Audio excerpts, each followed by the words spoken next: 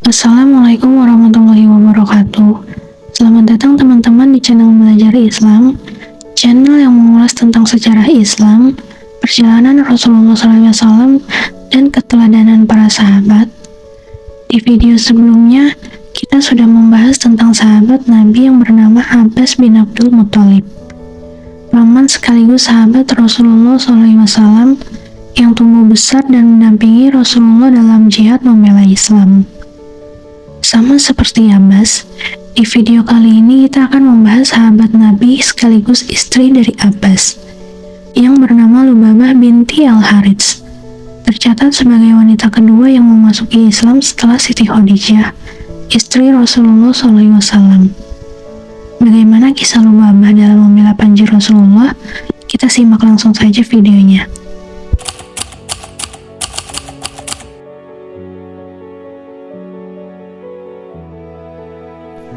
Memiliki nama lengkap Lubabah binti Al-Harits bin Hazan, atau biasa disebut dengan Ummu Fadl, adalah istri dari Abbas bin Abdul Muthalib, paman Nabi Muhammad SAW.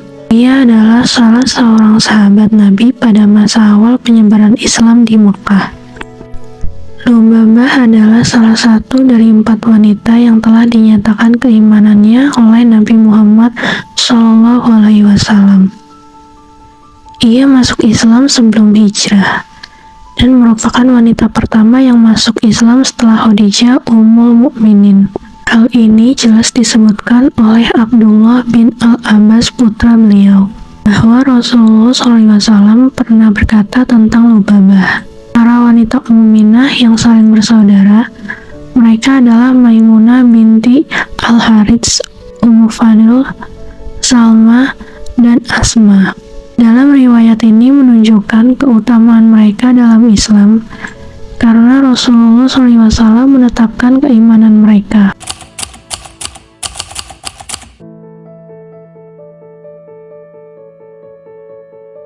Tak diragukan lagi tentang kedekatan Rasulullah SAW dengan keluarga Lubabah dan Abbas.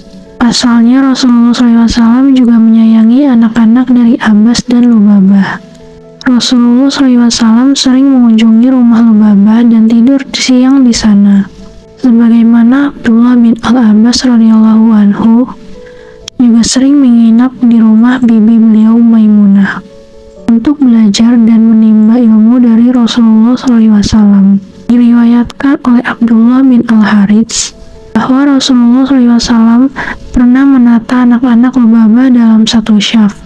Kemudian beliau berkata, siapa yang lebih dulu sampai kepadaku maka baginya sesuatu. Maka anak-anak tersebut berlomba menuju kepada baginda Rasulullah SAW, sehingga ada yang memegang punggung dan dada beliau, sedang beliau menciumi dan memeluk mereka.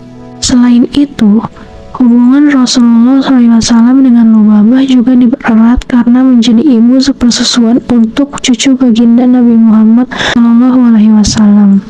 Berawal saat Lubabah masih menyusui putranya, Qassam, ia dikenal sebagai ibu yang penuh kasih sayang dan pandai mendidik anak.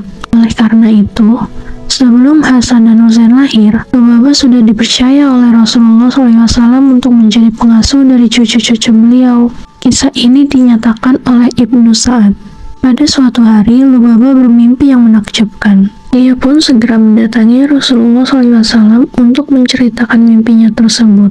Wahai Rasulullah, saya bermimpi seolah-olah sebagian dari anggota tubuhmu berada di rumahku, tutur Lubabah. Mendengar cerita mimpi Lubabah tersebut, Rasulullah SAW tersenyum lalu bersabda, itu mimpi yang baik, wahai Ummu Fadl. Insya Allah, kelak Fatimah akan melahirkan seorang anak laki-laki yang nanti akan engkau susui dengan susu yang engkau berikan untuk anakmu.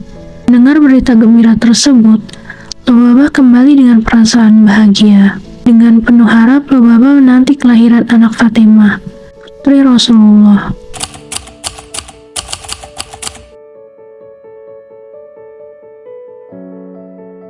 Tidak ada catatan tentang Lubabah yang ikut berperang. Namun, di balik peperangan, ada cerita indah yang dilakukan Lubabah terhadap Abu Lahab. Pada saat perang Badar berlangsung, Abu Lahab tidak ikut berperang karena suatu hal. Tatkala mendengar kabar tentang kekalahan kaum Quraisy, Abu Lahab tidak serta-merta mempercayainya. Dipanggillah Abu Sufyan untuk menjelaskan kekalahan kaum Quraisy. Abu Sufyan berkata, "Demi Allah, tatkala kami menjumpai mereka, tiba-tiba mereka tidak henti-hentinya menyerang pasukan kami. Mereka memerangi kami sesuka mereka dan mereka menawan kami sesuka hati mereka. Kami melihat ada sekelompok laki-laki yang berkuda hitam putih berada di tengah-tengah manusia. Demi Allah, mereka tidak menginjakkan kakinya di tanah." Sontak Abu Rafi, yang saat itu menjadi budak Abbas dan Lubabah, berkata, "Demi Allah, itu adalah malaikat." Tiba-tiba Abu Lahab mengepalkan tangannya dan memukul Abu Rafi dengan pukulan yang keras. Hal itu menyebabkan Abu Lahab marah, serta membanting Abu Rafi ke tanah dengan keras. Selanjutnya dia mendudukkan Abu Rafi dan memukulinya. Tiba-tiba, berdirilah Ummu Fadil mengambil sebuah tiang dari batu. Kemudian beliau pukulkan dengan keras mengenai kepala Abu Lahab, sehingga melukainya dengan parah. Ummu Fadil berkata, "Saya telah melemahkannya sehingga jatuhlah kredibilitasnya." Begitulah perlakuan seorang wanita mukminah yang pemberani terhadap musuh Allah, sehingga menjadi gugurlah kesombongannya dan merosotlah kehormatannya. Alangkah bangganya sejarah Islam yang telah mencatat Ummu Fadil radhiyallahu anhu sebagai teladan bagi para wanita yang dibina oleh Islam.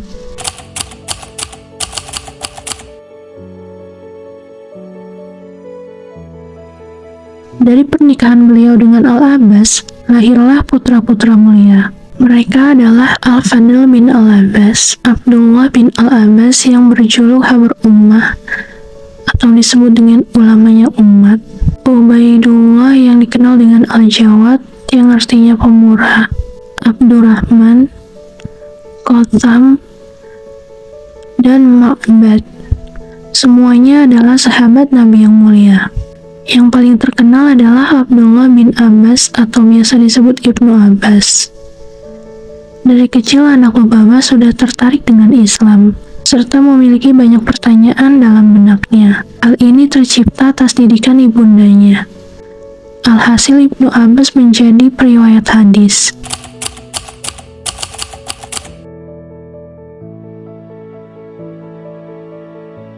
Seperti yang kita ketahui, kedekatan keluarga Lubabah dengan Rasulullah tidak berjarak. Hal ini yang menjadikan beberapa riwayat hadis disampaikan oleh Lubabah kepada anak-anaknya Ibnu Abbas. Namun, ada beberapa kisah menarik yang menyebabkan hadis dari Rasulullah SAW tercipta. Suatu ketika, Hasan kecil membuang air kecil saat digendong Rasulullah SAW. Rasulullah pun meminta Lubabah memegang sebentar Hasan yang masih bayi. Lubabah pun mencubit Hasan hingga menangis. Lubabah berkata, "Engkau telah menyusahkan Rasulullah karena mengencinginya." Melihat kejadian itu, Rasulullah bersabda, "Justru engkau yang telah menyusahkanku karena membuat cucuku menangis." Lantas, Rasulullah meminta air dan dipercikannya ke tempat yang terkena kencing cucunya tersebut. Kemudian beliau bersabda, "Jika bayi laki-laki, maka percikanlah air.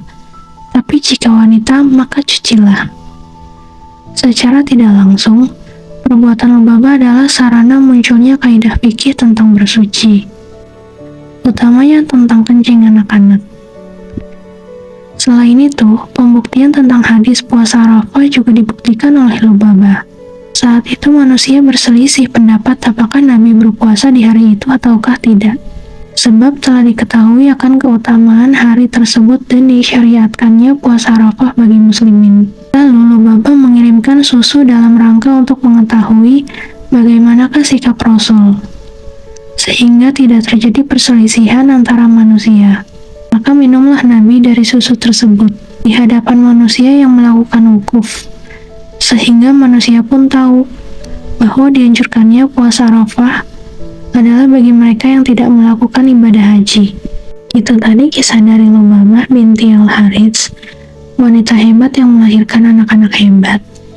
Gambaran wanita muslimah pemberani, penyayang, serta menjunjung tinggi kehormatan.